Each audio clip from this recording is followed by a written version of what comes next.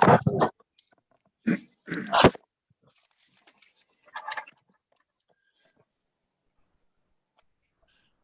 think we have one more person to connect. Okay.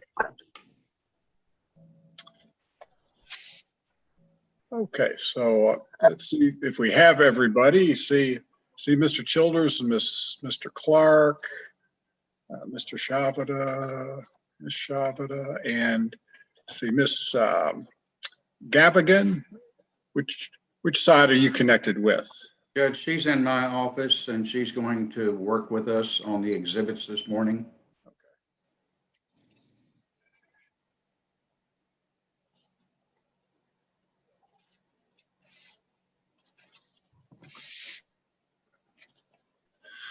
Okay. So Ms. Lozano is here, but before we go on the record, I've read through the motion and the file, so I just want to go through and make sure I'm clear on everything. So as I understand it, so first let me talk to Mr. Childers, and we're off the record here while we're talking about this.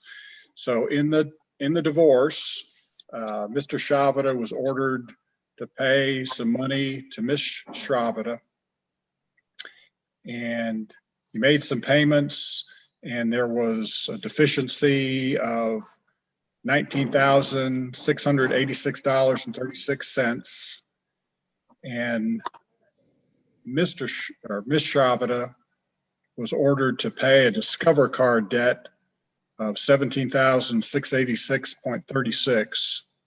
And so Mr. Shavada paid that directly. So looking at first, just the credit card debt's the only thing I want to talk about for getting started. Okay. And when I looked in the divorce decree, I see there wasn't a specific timeline that, it didn't say that Ms. Shavada is supposed to pay that Discover card in 30 days or 60 days or whenever, but she was responsible for paying that debt. And if I understand the pleadings, that debt is now paid off. So just as far as the amount that would have gone to Discover, $17,686.36. So Mr. Childers, just kind of tell me what's the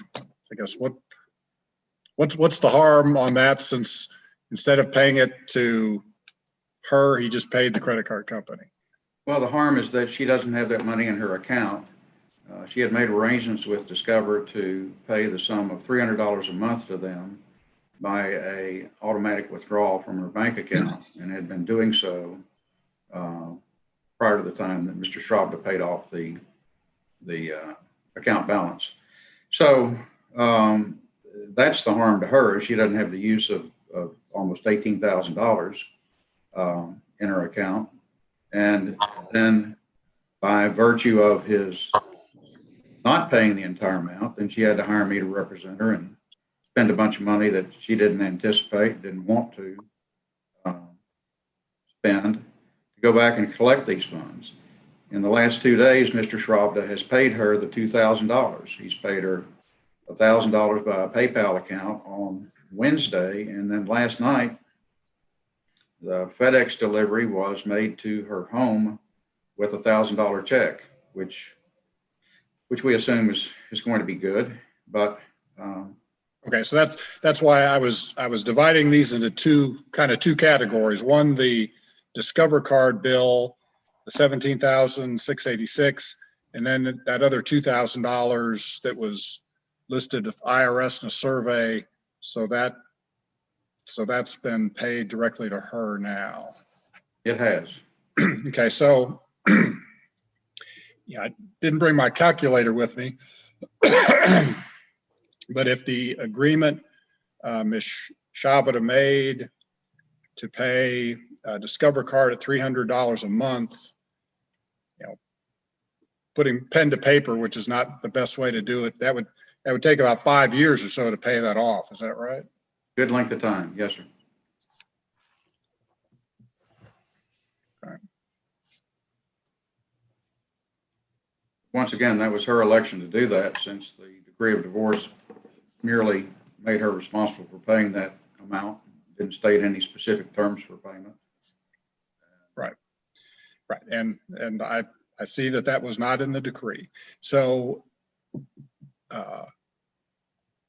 then when I ask about the harm, and you said the harm is she doesn't have the almost $18,000 in her account. But if Mr. Shavita paid her an additional $17,686, how is that not a double benefit? We recognize that there was a benefit by his making that payment. It's not in compliance with the decree of divorce. He breached the divorce decree by not paying her the full $110,000 on or before October the 30th, as he agreed to.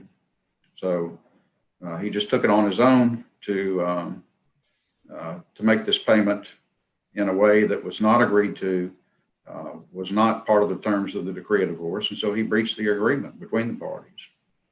And it may have benefited him. He says in his own pleading that it helped his credit report by paying that amount off, which we don't know whether it did or not. But he didn't have that election in the divorce decree to make that payment. So there is harm. Ms. Shavita chose to have that money in her account and make payments, which he took that election away from her. So that's, but we certainly recognize, and we even said in our own pleading that we recognized that there was a benefit to her. Okay. I guess when I'm, reading through this, I'm thinking about, a trial and appeal. And one of the things, judges acknowledge is in every trial that we have, judges commit error. And the question always is it reversible error? So if Mr. Shavita, committed an error by, not paying the money directly to her, but then she gets the benefit of the payment, how is it analogous to a reversible error as opposed to just being an error? Well, we could take the hard line and say it was a gift, just as it's analogous to child support payments in the event that Judge, if I can respond whenever. Yeah, I'll come to you, Mr. Clark, in a minute. Thank you, Judge. in the event that an obligor in a child support situation doesn't make a child support payment and yet buys the child a bicycle or an automobile, then that's viewed as a gift and he still owes the support. That's kind of the hard line in this situation, would be to make Mr. Schraub to pay the amount and give Schraub the benefit of his having paid the credit card balance also. And we recognize that would be a double dip, and we're not asking for that. But it certainly would be reasonable to make him pay the amount that Lisa Schraub does not have in her bank account, the amount that he paid to Discover. Let Lisa Schraub to pay him off at the rate of $300 a month, which would make him whole at some point in time. But naturally, he would have to wait for his money, just like Discover would have. But that puts the parties back to where they were before he made that payment on October the 30th. And that's one way of doing it. The other way is to punish him by granting my fees for having to go through all this, to make him, which he's admitted that he at least owed the $2,000, and he certainly was not in compliance with the decree. So if he pays my fees, then the court might feel that that's enough to be done. But we certainly didn't want to come back in here on an enforcement. And Mr. Schraub waited a good long time to pay the $2,000 right the night before trial and the day before trial. He makes these last two payments. So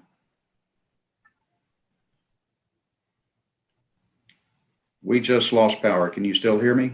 I can hear you. Great. I'm going to be in the dark for a while, it appears. Okay. My building is without power right now. Okay.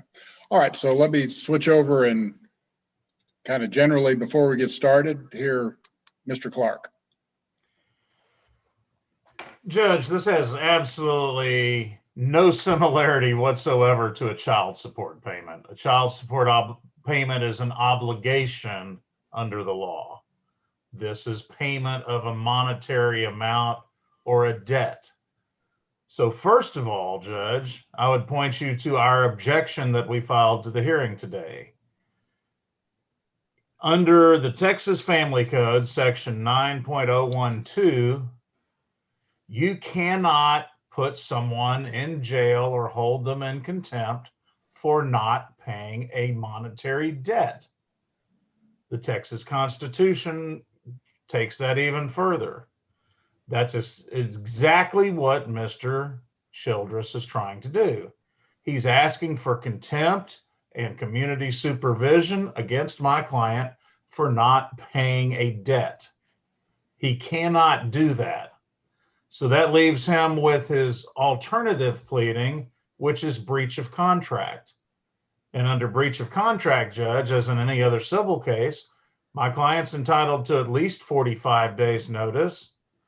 As Mr. Childress even references in his motion, he's filing it under a level 2 discovery case, which implies at least a 60-day period so you can conduct discovery before this. So I understand he's in a hurry to do this. I understand that he wants to do it because that's exactly what the decree says. But that's not fair. That's not equitable. That is an unjust enrichment, as we allege. And Judge, my client is also relying on the indemnification provisions of the decree. If there is a debt that Ms. Sharvada is responsible for, after the decree of divorce, if my client pays that debt, then he's entitled to indemnification and offset. Judge, this is not money that was in existence at the time of the divorce. This is money he had to go out and borrow to pay to her. And in the process of borrowing the money, Judge, you're going to hear that this impacted the decision for them to loan him money. He's reached out to her and said, we got to take care of this. She hasn't responded. So he paid this. My client was also told with regard to the survey, Judge, that, you know, there could be a lien put on his property if it wasn't paid. He never asked for the survey. Ms. Sharvada and her attorney asked for it back in the divorce, but it was against his property. So he was told it hadn't been paid. When he found out it hadn't been paid, now he's paid her back that money. So we're dealing with a credit card debt, Judge. That's what we're dealing with. There is absolutely no doubt that she's received the benefit of that. And there's absolutely no doubt that payment to her of another $18,000, Judge, is exactly what you said. It's double dipping. It's not fair. It's giving her a double benefit on this case. And with the huge amount of money she's taken in this divorce, $20,000 is a small portion of it. It's not like she was given only this money in the divorce and then he chose to pay it. This is a small portion of what she's received in the total divorce decree. So, Judge, we're objecting to the hearing today for the reasons I stated above, but in defense of what they're asking for, it is an unjust enrichment. We have filed a counter petition, Judge, alleging that, along with the indemnification provisions, because it's just not right to hit my client for $18,000 twice. And it was impacting him. It was impacting his credit report. And, you know, I understand, Judge, that in a perfect world, everybody takes debts, they refinance them on their own name. They don't have joint obligations after a divorce decree. But in this case, they did. And, you know, Judge, we're asking you, first of all, to deny the contempt under both Texas Family Code and under, you know, established case law, Judge, like the N. Ray McLaren case, which is 467 Southwest 3rd, 561, which clearly addresses this issue. You cannot put someone in jail for a debt. You cannot hold them in contempt for not paying a debt. And the family law codifies that as well. But that's essentially what Mr. Childress seeks to do today, Judge, and we just don't think it's fair or equitable. And under the decree, as far as this Discover card debt, it said that, Ms. Shavita was responsible for paying the Discover card debt, but there was no time period. It didn't have to be paid in 30 days, 60 days, a year, 3 years, 5 years, whatever. So what did, was there anything that Ms. Shavita failed to do as far as the Discover card debt on her own? There's not, Judge, other than it's impacting my client's credit. It affected his ability to borrow money for paying her back this. But, we're not alleging that she has done anything wrong at all, Judge.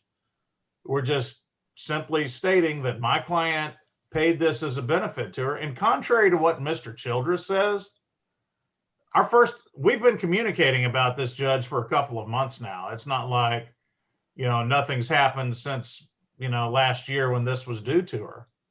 But Mr. Childress's first communications on this said exactly what he denied to you. He said exactly that this was a gift from my client to my client's ex-wife. That's what his letters said, Judge. That's simply not the case. And like I said, this is not the entire amount of what she was given in the divorce decree or awarded. This is a very small portion of it. So yes, Judge, there's no harm in this. She can save the $300 a month. She can save the thousands of dollars of interest on it. He paid it directly. Maybe she didn't have the ability to do that at this time. He did. And she gets the benefit of it, Judge. May I respond briefly? Okay, go ahead. First of all, Mr. Clark didn't file any pleadings until 10:30 on Tuesday night, so none of his pleadings are timely in this matter. We're not asking that Clayton Schraub be placed in jail. There's no request for any jail time. We're very comfortable with the court dealing with the breach of contract issues by themselves and without any of the requests for probation or community supervision or anything like that. So that's not what his pleading says, Judge. If I may be allowed to respond without being interrupted. Go ahead, Mr. Childress. Then the indemnification clause isn't even relevant because, as the court has already stated, Ms. Schraub hadn't done anything wrong, and Mr. Clark agreed with that. She's been in compliance with the decree of divorce.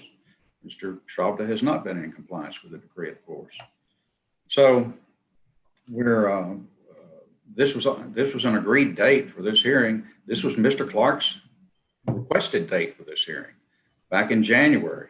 So we've all had notification from your trial coordinator on January the 19th of 2021. This was our hearing date today. And so to come forward at this point in time and say, well, we're entitled to our 45 days, he's had 45 days. And everybody knew about this.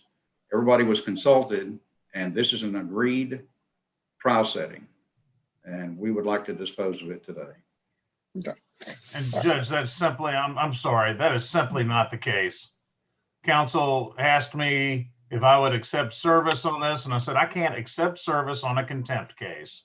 You're asking for him to be held in contempt and community supervision. I cannot accept service. My client has been served with this matter less than 45 days to today's date. And Mr. Childress seems to think that after the last case was over with, he can just set a date and ask me to agree to it, where I don't know if my client's going to retain me or not. And I was asked for what days I'm available. And this was a date I said I was available.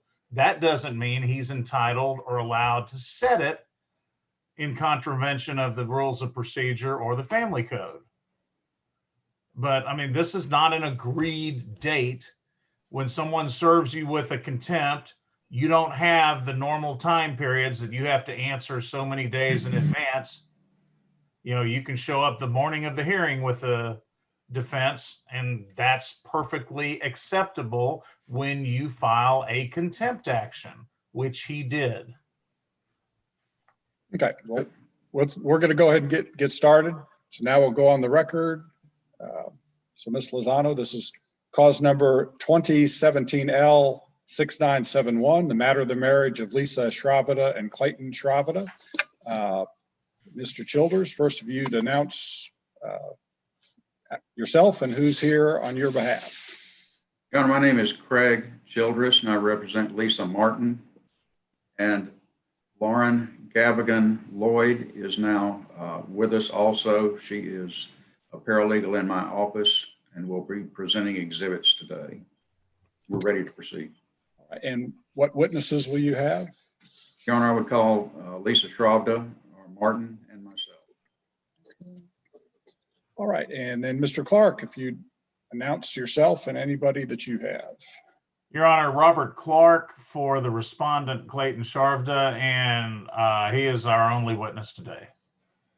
All right, so if I can get Miss Martin and Mr. Shravada to raise your right hands. You and each of you solemnly swear the testimony you're about to give will be the truth, the whole truth, and nothing but the truth, so help you God. Okay, all right, and before we get started with your first witness, I'll take judicial notice of the divorce decree that was entered in this case. And Mr. Childers, you may call your first witness. Thank you, Judge. And if that's Miss Martin, she'll need to unmute herself. Thank you.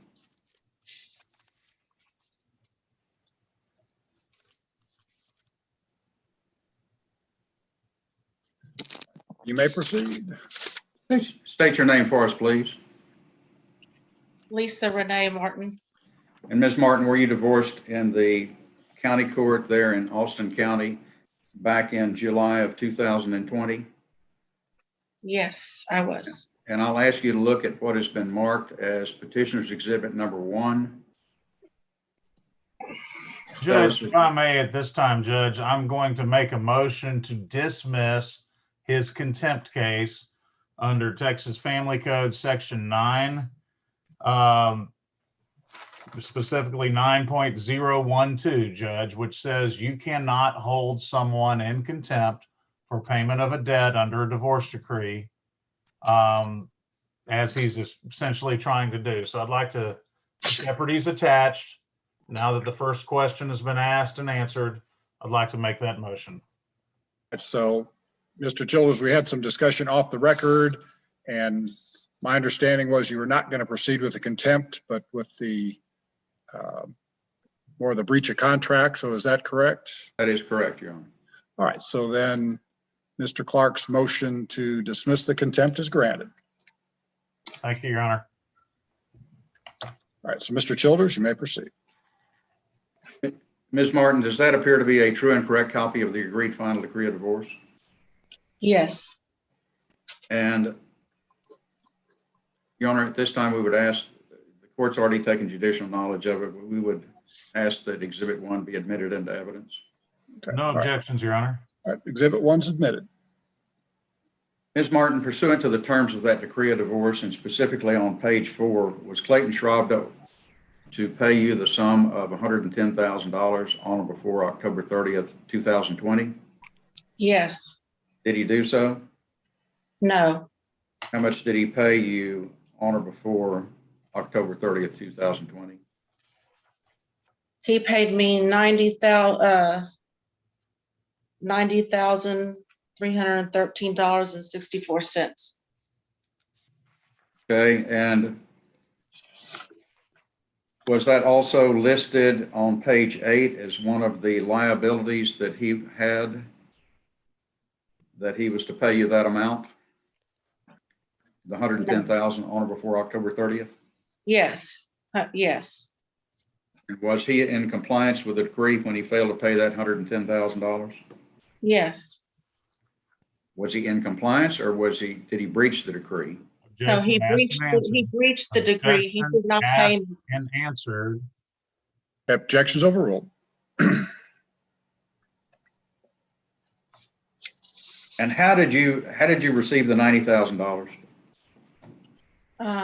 A check, FedEx, On what day did you receive that? on October 30th. I'll ask you to look at what has been marked as petitioner exhibit number 2 and tell us if that purports to be a true and correct copy of the check that he sent to you. Yes. Your Honor, we would offer into evidence petitioner exhibit number 2. And no objections, Judge. Petitioner's 2 is admitted. I'll ask you to look at exhibit number 3 and tell us what that is, Ms. Martin. That is just a check. He's showing that he paid the Discover bill, but he paid it, I guess, online, but he wanted to show me that he paid it. So is that a check that you received along with the $90,000 check on October 30th, 2020? Yes. You recognize his handwriting? Yes. Does that instrument bear his handwriting? Judge, we Yes. have no objection to exhibit 3. Okay, exhibit 3 is admitted. Ms. Martin, I'll ask you to look at petitioner exhibit number 4 and tell us what that is, please. That is the letter that he included with the check. But in the letter, it says that he tried to contact me and he did not. Objection, non-responsive. Objection sustained.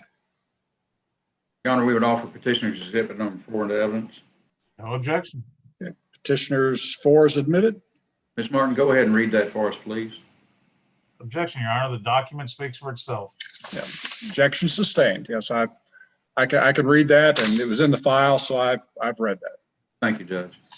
Yeah, down at the bottom, Mr. Clayton has written a little summary of what the amounts are for. And one of those amounts is for the $17,686.36. Was that the amount that corresponds with exhibit number 3, which was the payment to Discover card? Yes. And the $2,000 in the third line of that computation was deducted from the $110,000, was it not? Yes. Has he since paid that? Yes. And tell the court how that was paid to you. $1,000 in a PayPal account, which was yesterday, and then also a written check from his personal account, FedEx to me yesterday. So you received the FedEx check last night. Yes. Have you negotiated that check yet? No. But you're willing to accept both of those as payments toward the amount that is owed as a result of the original decree of divorce and the lawsuit that we had to file? Yes.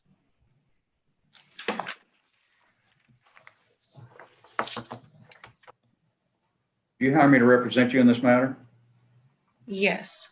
Did you agree to pay me $400 an hour to represent you to get the funds restored to you that were owed as a result of the decree of divorce?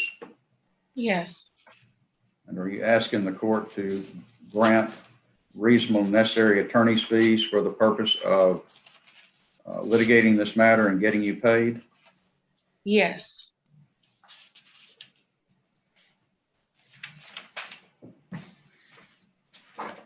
And at the time that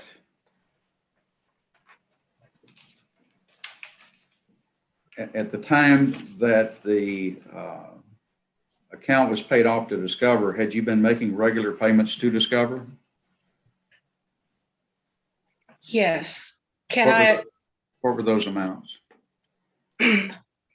I started making the $300 payments in April of 2020. As temporarily until I got the full settlement of 110. At that time, I was to call the Objection, non-responsive. representative.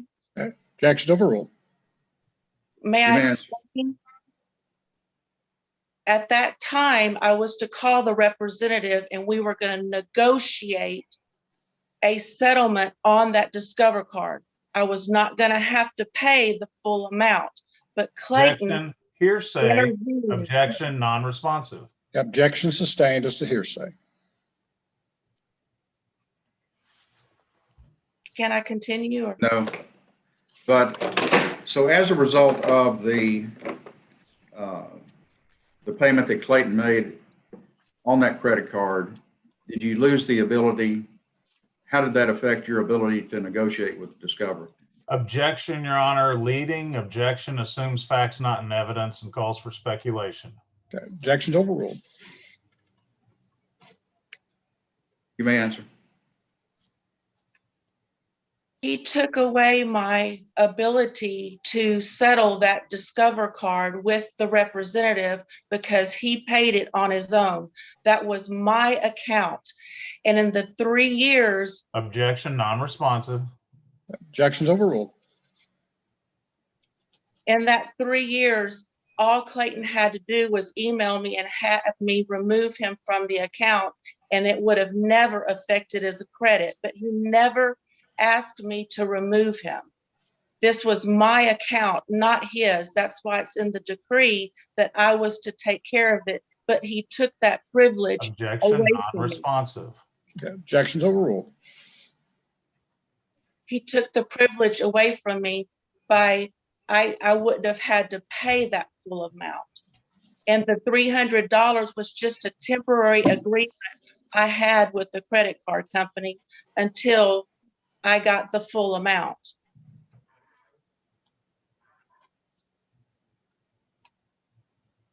So what are you asking Judge Leedy to do this morning?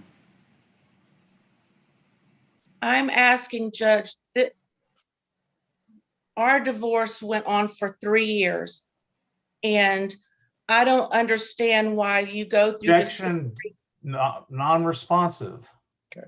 Objection sustained. Just answer the question directly, what you're asking me to do. I'm asking you to have Clayton pay me the remaining amount that he owes me, because the Discover card, per the decree, was not his responsibility. It was mine. And he took that away from me to do what I was supposed to do, my responsibility. So I'm asking you for him to pay me the remaining amount of money. He took that upon himself to make that decision. Objection, non-responsive. Okay. Objection's overruled. You told us what to do in the decree, and I followed it, and he did not.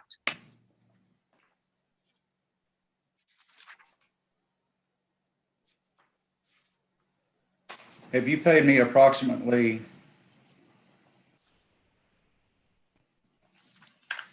$3,300 in this matter, the $2,500 retainer, and then another $800?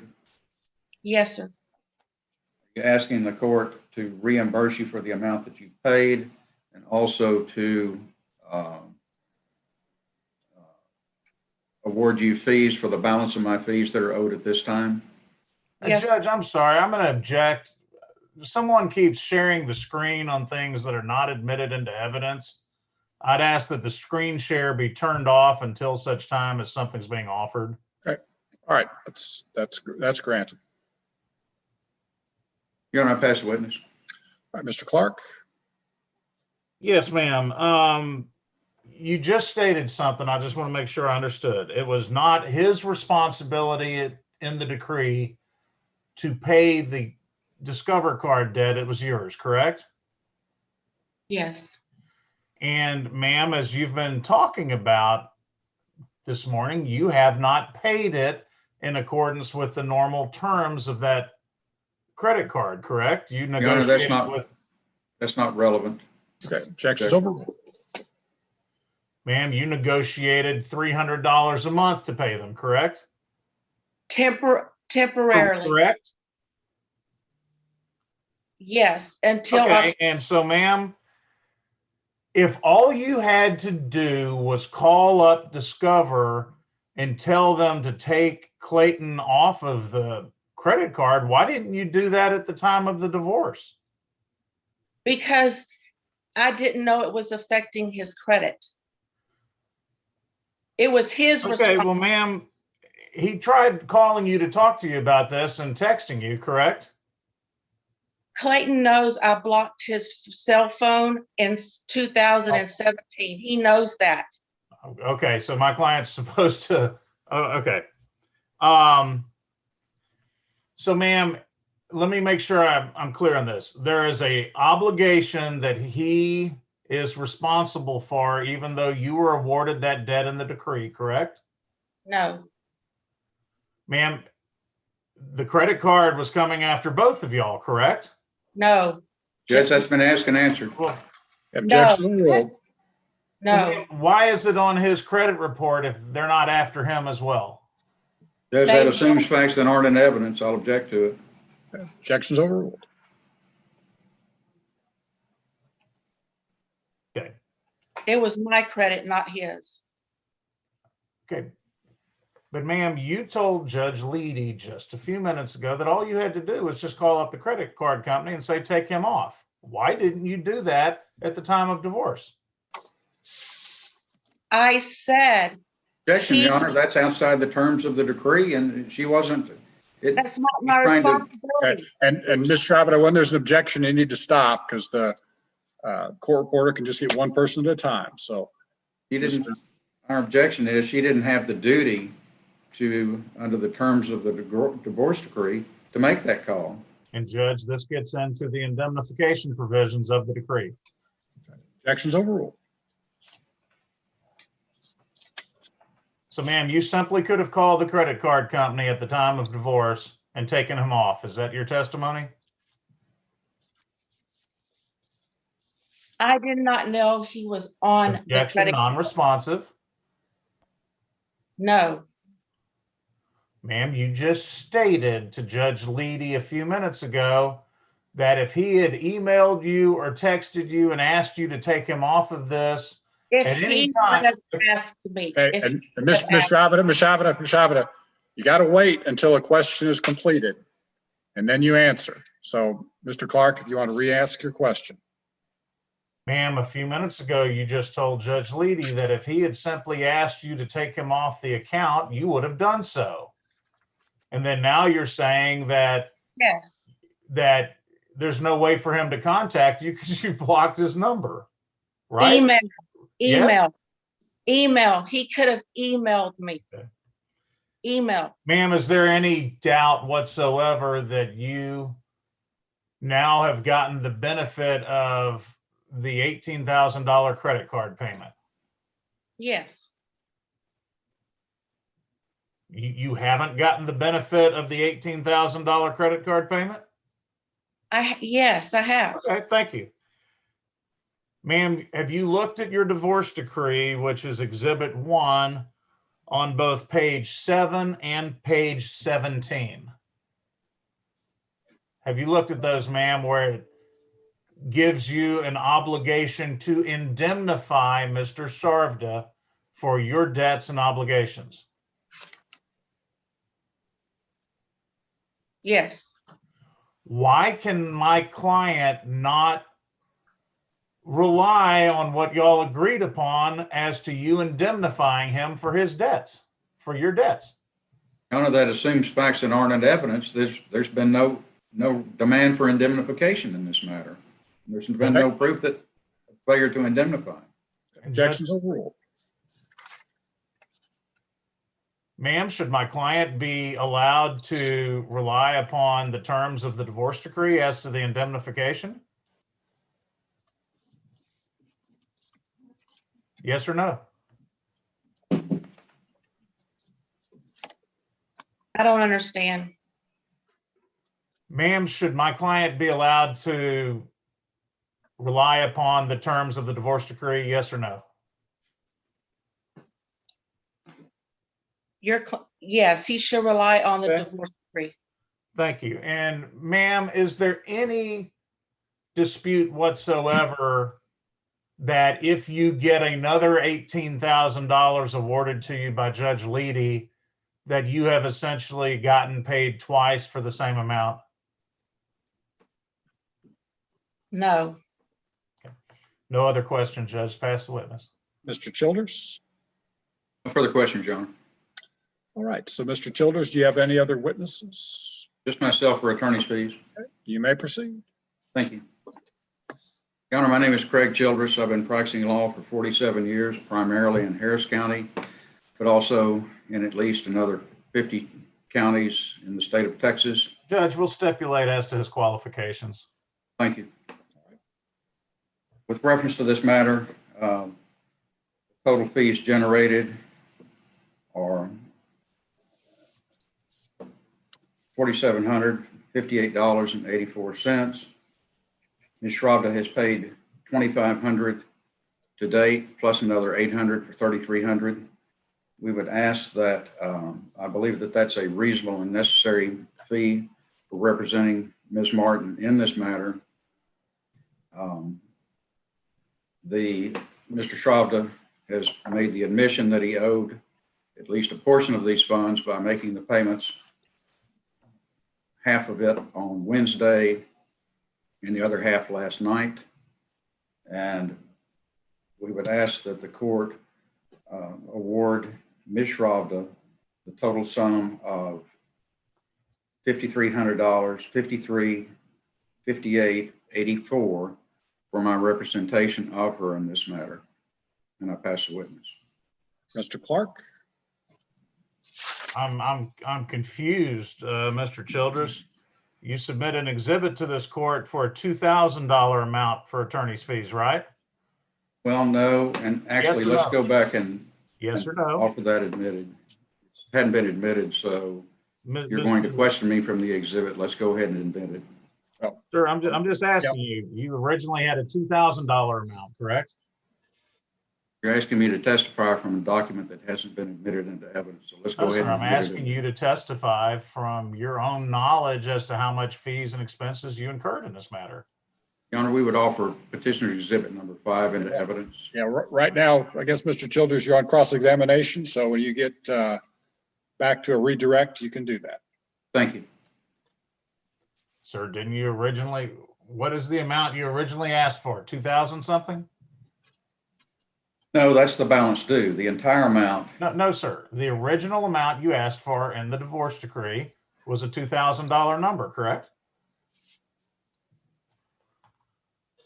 Or I mean, in your motion, I'm sorry.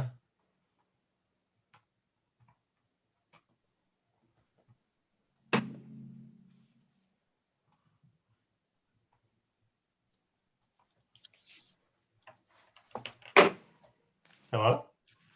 I'm going to have to review the motion. If you're asking Okay. about a question that pertains to the motion.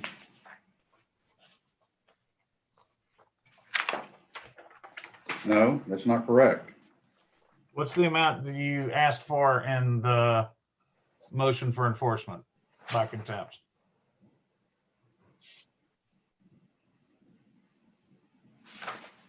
It doesn't state a specific amount. Didn't you attach your fee statement to the end of it? It says reasonable attorney's fees. That's what's No, requested sir. in the motion. Didn't you attach your fee statement to the end of your motion? No, I did not. Okay. Well, Judge, the court has that information in front of it.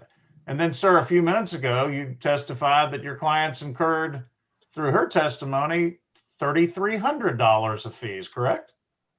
No, she's incurred more than that. She's incurred. No, sir, that's not my question. Your question to her is you've incurred $3,300 of fees, $2,500 plus $800, correct? That was not my question to her. My question was how much she had paid so far. Okay. And so now here we are, you're asking for $5,358.84, correct? That's correct.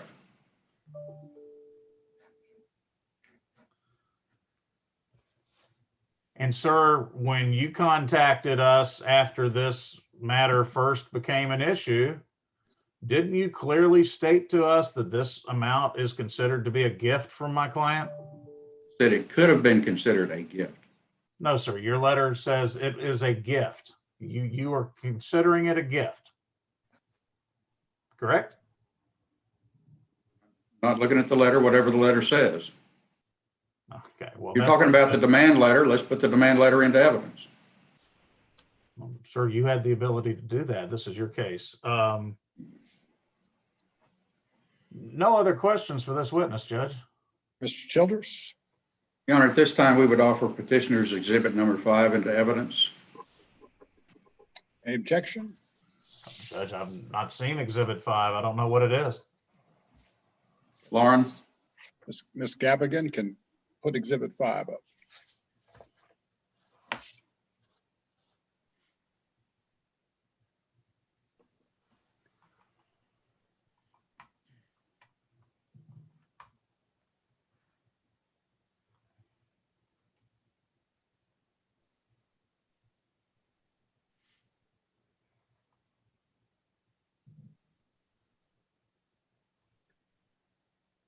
So,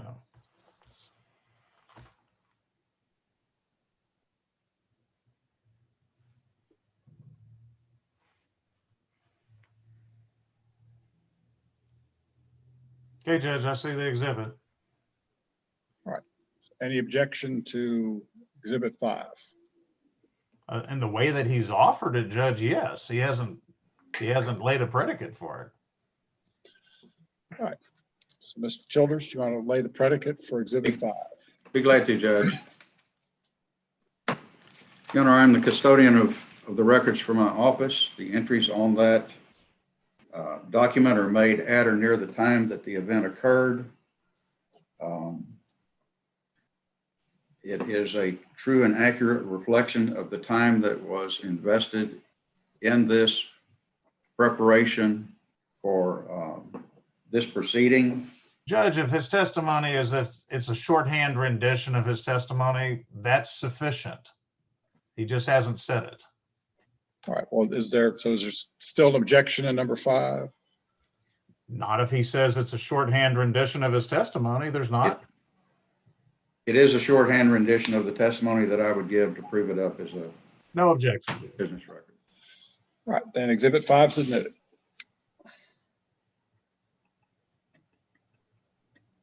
Your Honor, we rest. All right, and Mr. Clark? Well, Judge, I would ask for a judgment on his attorney's fees because there's been no testimony from him at all that they are reasonable and necessary and customary. So I would ask for judgment on that issue, Judge, now that they've rested. Let's hear the rest of the case and then I'll consider that. All right. Judge, I would call Clayton Sharpton. Okay, you may proceed. Sir, state your name for the court. After taking yourself off of mute.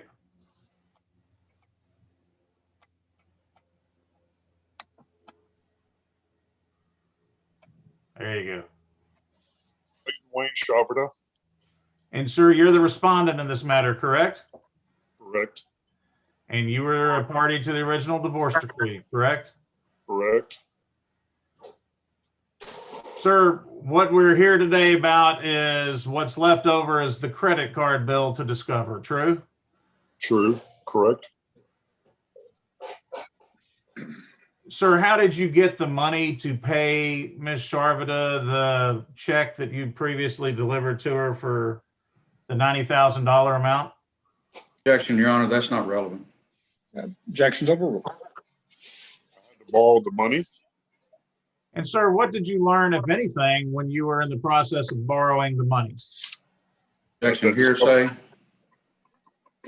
I asked him what he learned, Judge, not what he's heard from someone. Okay, and if we have to hear what his testimony is, but if the testimony includes what somebody else told him, then the objection is sustained.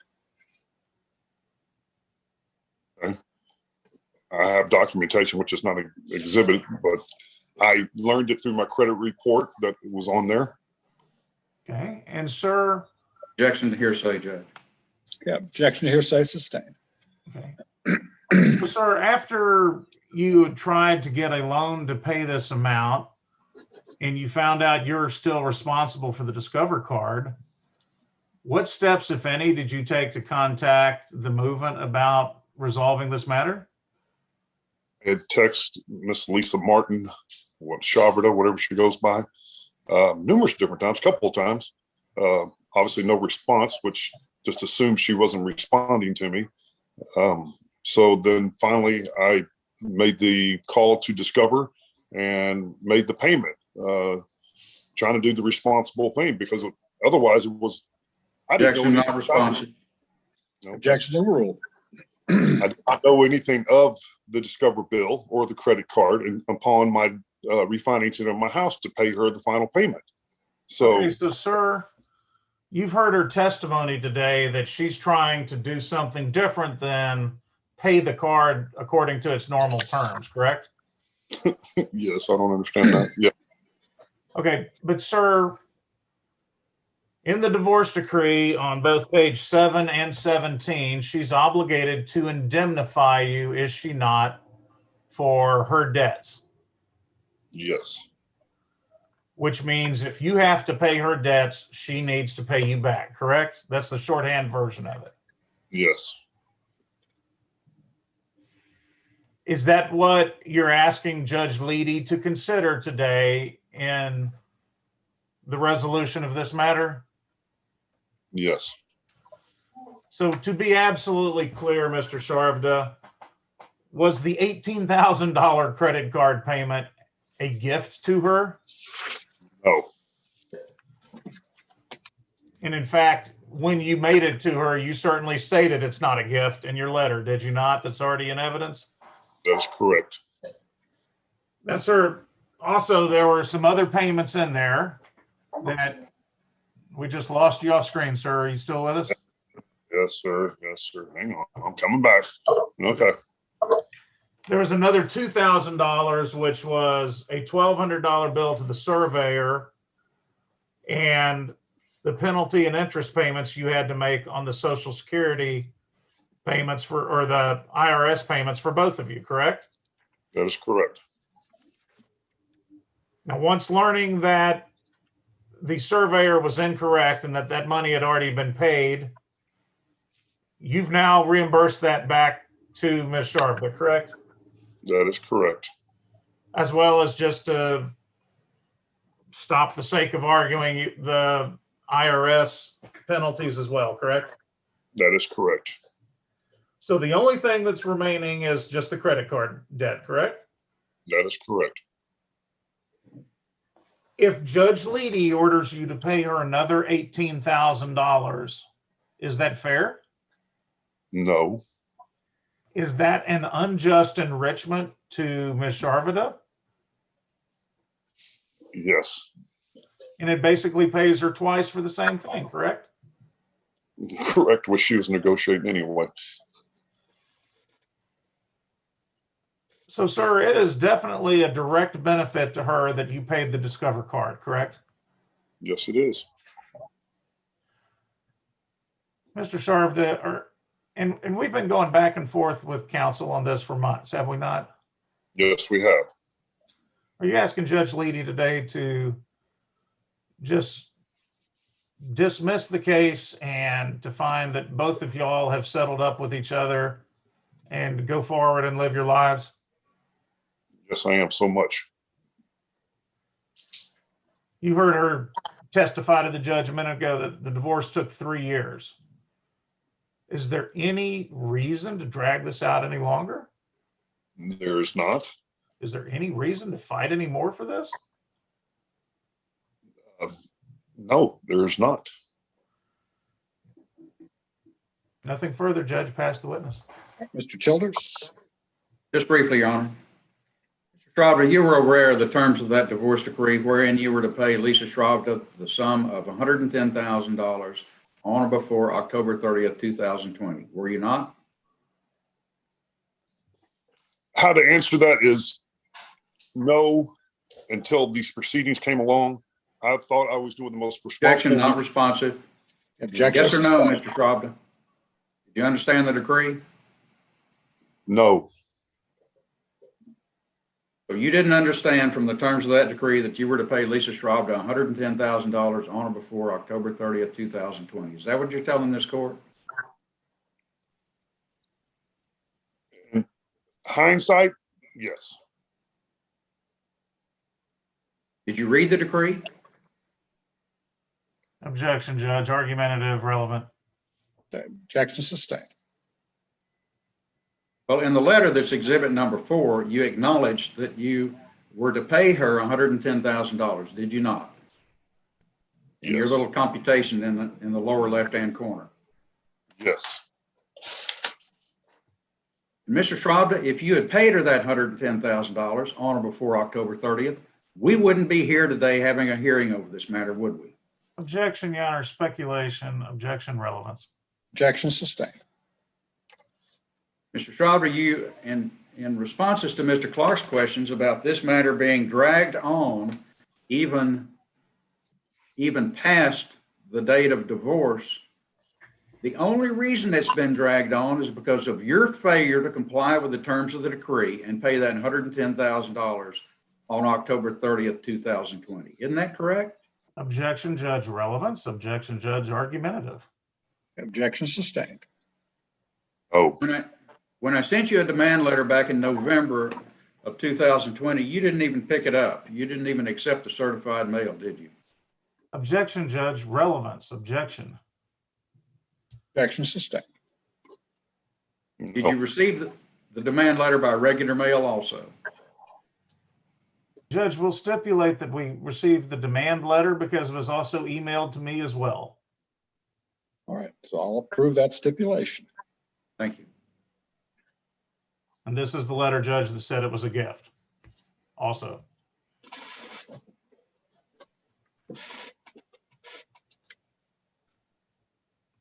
Mr. Schraubda, the bottom line is you didn't comply with the terms of the decree, did you? Objection, Judge, calls for a legal conclusion and speculation on my client's part. Okay, objection sustained. Mr. Schraubda, you did not pay Lisa Martin the sum of $110,000 as agreed to on October the 30th of 2020, did you? yes, I did. Are you saying that you wrote her a check for $110,000 on that date, on October 30th? Not directly to her. No. You only gave her a check for $90,000, $313.64. That was the only direct payment that you made to her That is correct. until the last $2,000, which was paid $1,000 on Wednesday and $1,000 yesterday. Objection, Judge, asked and answered, repetitious. Objection overruled. You may answer. A yes and no answer. Please ask the question again. Other than the $90,000 check that you gave her on October 30th,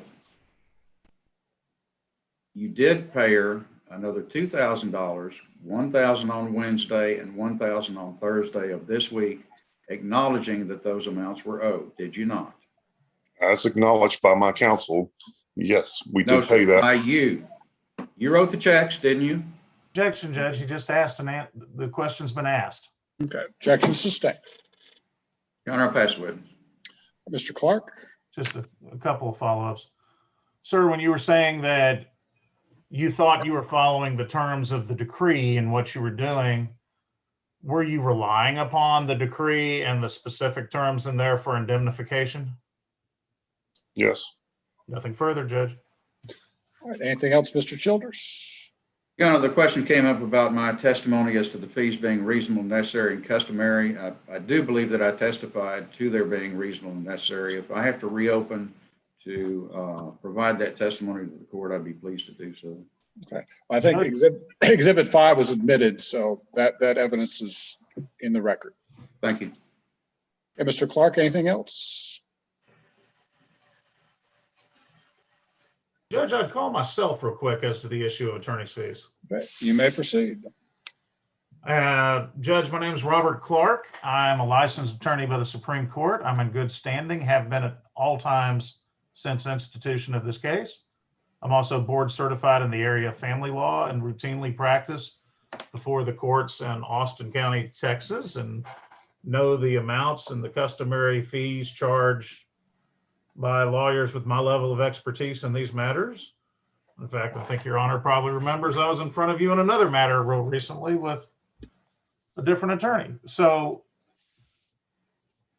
Judge, the amount being requested by Mr. Childress is not reasonable and necessary. It is not directly connected to this matter, and it is inflated, in my opinion, due to his intransigence and his client's position from the very beginning in this matter as to characterization of my client's payment.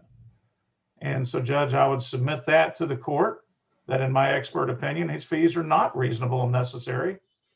And I rest to pass myself. Mr. Childers? Your Honor, we have no questions of Mr. Clark. All right, well then, and both sides have rested. All right, well then, based on the testimony that's presented in this case, I will deny judgment in the amount of $19,686.36. Deny attorney's fees. One thing I'll just put on the record to make sure Mr. Shabda is aware that I understand that a personal check was given to Ms. Martin yesterday for $1,000. And as long as that check clears, then that should satisfy that obligation under the decree. If that check would bounce, that could potentially be a Class A misdemeanor, which would subject him to a fine up to $4,000 and up to a year in the Austin County Jail. So again, the fees, the money judgment is denied. I will award Ms. Martin a judgment for the fees that she had, the costs, I'm sorry, that she had to pay for this case to be initiated, looking at Exhibit 5 with the service fee, the filing fee, and the FedEx fee. Looks like it's $608.84. So I award Ms. Martin a judgment, the amount of $608.84, and that's to be paid by April 30th, 2021. So anything else, Mr. Childers? Do we have an entry date for that judgment?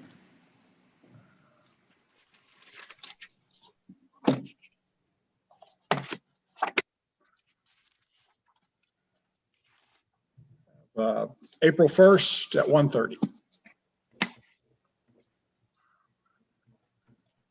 All right, sir. All right, anything else, Mr. Clark? No, sir, Judge. I believe that has it all.